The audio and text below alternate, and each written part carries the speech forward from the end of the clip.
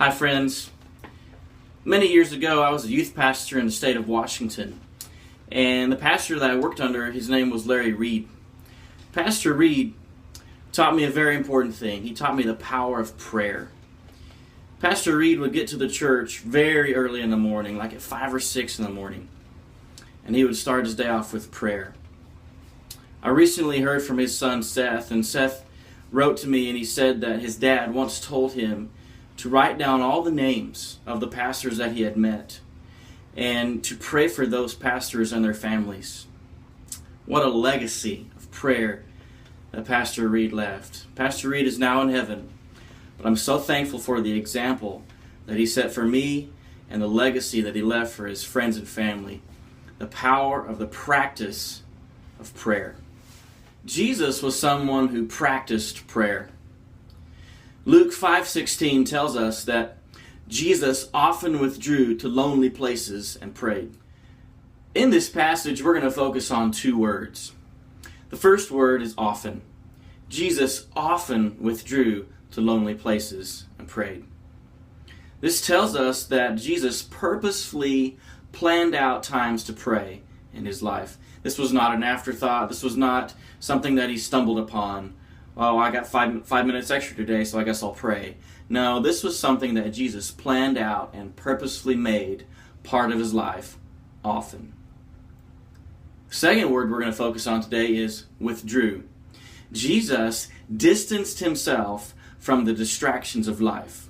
For some people, the way they do that is they literally go into a prayer closet or into a separate room in the house. For me, I use these earbuds. Put them in, put some worship music on, and that helps me to focus in on the Lord and to pray. Helps me to practice prayer. But actually, practicing the art of prayer is difficult for me. I've said it before that Christianity is simple but not easy. Prayer definitely fits in that category. It's simple to understand that we should spend time with God in prayer, but sometimes it seems very difficult to actually do that on a regular basis. I'm probably like you. I am busy, busy, busy. Life seems like it just gets faster and faster. Go, go, go. Busy, busy, busy. And sometimes prayer life suffers for that. My challenge for you and for me is for each of us to spend time in prayer with God every day. Now, the time of day is not the sticking point. The Bible tells us both that Jesus spent all night in prayer, and then in another place it tells us that he got up very early while it was still dark and he prayed. So day, night, lunchtime, early afternoon, the time of day doesn't matter. But the challenge we have today is to spend some time every day in prayer with God. May we all practice the art of prayer.